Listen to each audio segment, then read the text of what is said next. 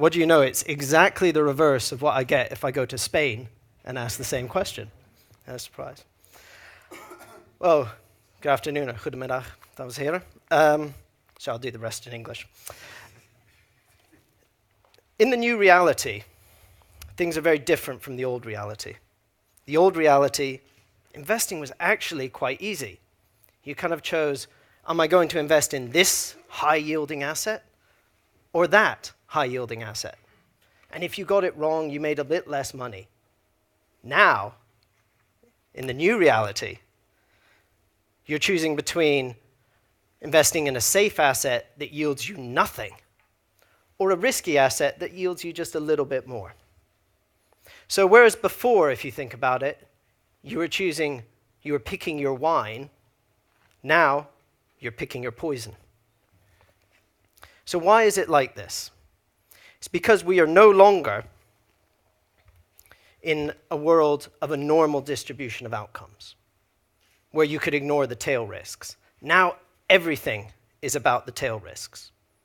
And the biggest tail risk is, of course, the Eurozone. And I must admit, it's sometimes quite comfortable to be in London talking about the Eurozone rather than in the Eurozone talking about the Eurozone. So I often think of Europe as being in a tipping equilibrium. So imagine, if you will, that you take a ball and you roll it along the ridge, the top of a house. And you roll it along. For a while, you can get it to go straight along that middle path, what is often referred to as sort of the muddle-through scenario. But eventually, you know it's going to tip. And once it goes off to one side or the other, it's going to be very hard to get it back. So, let's start with the good news. How can things get better? Well, the interesting thing is there's actually quite a lot of pent-up demand in Europe and elsewhere, simply because of the uncertainty. So if the fear of the Eurozone goes away, confidence will increase, borrowing costs will fall, all this deferred expenditure comes back, the economy improves, that in turn increases confidence, and we get this wonderful virtual cycle. So, in a sense, there is actually an upside there. But the problem is, as much as we'd like to spend our time thinking about the upside, there's also a downside, which of course is the reverse. Fear of the Eurozone gets worse, you get bank runs, and here I'm very closely watching deposits in Spain, retail deposits in Spain. Spillovers into other countries, you end up capital flight. The only way to stop that is capital controls. As soon as you have capital controls, that's essentially a suspension of the single currency, because a euro in one country is not the same thing as a euro in another. Then countries may be forced to leave and so on, and we're on this downward spiral, and it's not very nice. So this is what's holding markets back. At the moment, the governments are trying to roll it along the middle of that ridge. Now, it's not the only tail risk. There's also the problems with the US, the fiscal cliff. Now, if the US goes over the fiscal cliff, the Congressional Budget Office estimates it would be a hit to GDP equivalent to about 5% of GDP. That means the US goes into recession, and that's the US catching not just a cold, but catching flu.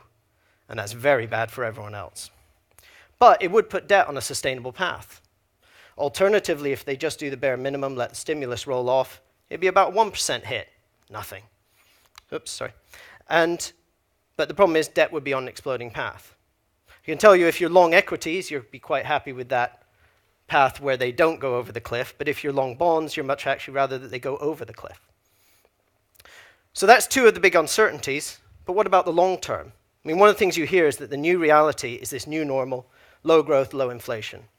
So I'm going to show you a long-term trend. This is US GDP in logarithmic terms for those who are interested in such things, which means that essentially a constant slope is a constant growth rate. So, familiar story, right? Long-run trend, and there we see the trend, and then there's a crisis, and then you hit a new trend. This should be a very familiar story. And the reason it should be a very familiar story is that I've just shown you the Great Depression, not the current crisis. So, if we look, that's actually going up to the Great Depression. Now, if we extend that trend, that's where growth should have gone. That would have been the new normal that you would have expected after the Great Depression. That's what actually happened. Guess what? It went straight back onto that line. So, interestingly enough, there's a couple of obvious conclusions. One, what's the point of economists if they can be beaten by drawing a straight line through a chart? And secondly, the burden of proof is actually on those who say that the world is completely different. Those who say this time is different, which remember are the four most dangerous words in markets, have the burden of proof. But it can be bad for some time. But what do we know about the long term? What can we say with a bit more certainty? Well, one thing we know about is demographics. The useful thing about aging is everyone does it at the same rate. So let's think about it for equities. Think of the PE ratio for equities. So there we go, over time. That's the price-earning ratio, US, UK. And we can pretty much draw a rough trend line around it. So we see this pattern. When will a PE ratio be high? Well, when there's a lot more people who want to buy than who want to sell. And when will the PE ratio be low? Well, then when there's a lot more sellers than buyers. Who are the natural buyers of equity? People putting money into their pension. So those aged, say, in their 30s to their 40s. Who are the natural sellers?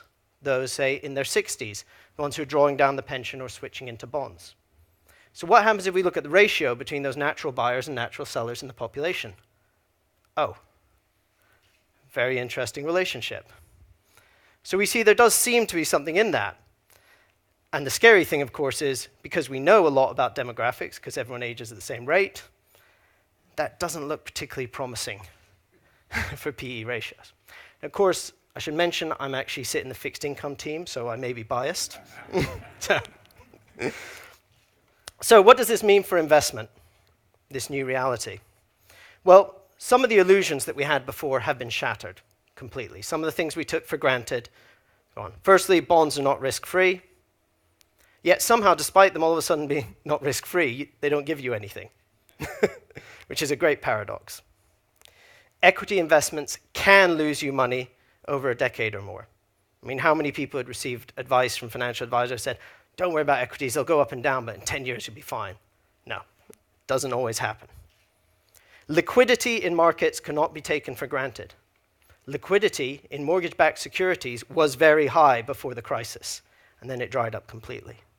You cannot take the past always as a guide to the future. And many investors were scarred by the financial crisis. They care about liquidity now and limiting losses. If you will, it is the return of capital rather than the return on capital. So how do you invest now? Well, we have a lot of these tail risks. So when you have tail risks, the best thing you can do is diversify. Don't put all your eggs in one basket. Diversify across asset classes. Don't stick in just one thing that you're familiar with. Look outside. And I mean beyond equities and bonds. I mean going into emerging markets, property, and so forth. Diversify within asset classes. Look at other countries. Consider things outside the benchmarks that you took for granted before. Because one thing is certain, is those benchmarks were built for a completely different world, for a completely different reality compared to what we're in now. Consider the need for inflation protection. This was a debt crisis. What's the easiest way to get out of debt? Exactly, inflation. Just ask anyone in Zimbabwe. It's possible to create inflation if you want to. Trust me, if you put me in charge of the ECB, I could generate inflation if you really wanted me to. But I can't tell you how. And inflation, perhaps Switzerland and the largest balance sheet of a central bank. Why don't they? Well, it's because the monetary transmission mechanism is broken. And that is the biggest problem that these economies have. With a broken monetary transmission mechanism, you can pump as much water into the system, it is like plumbing, as much in, but if you don't clear the blockage down there, it doesn't matter. But if that blockage suddenly clears, you don't want them to be standing at the other end of the tap, because you're going to get very wet. So, to conclude, as I said, it's no longer a nice world where you picked your wine, you're now picking your poison. But some poisons make you ill, other poisons kill you. So if you do have to pick your poison, make it an active decision. The trends are not good, so your returns are going to be coming from active management. Thank you very much. Thank you. Exactly on time.